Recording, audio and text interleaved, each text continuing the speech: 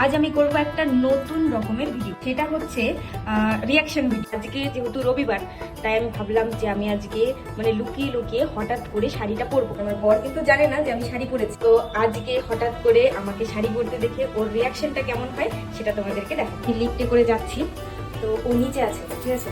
দেখো চলো রিয়াকশন। के कुमकुम को मैं तिलक लगा के घूमूंगा, तेरी बाली की चुन चुन को मैं दिल से लगा के झूमूंगा। मेरी छोटी सी भूलों को तू नदिया में बहा देना, तेरे कूड़े के फूलों को मैं अपनी शर्ट में पहनूंगा।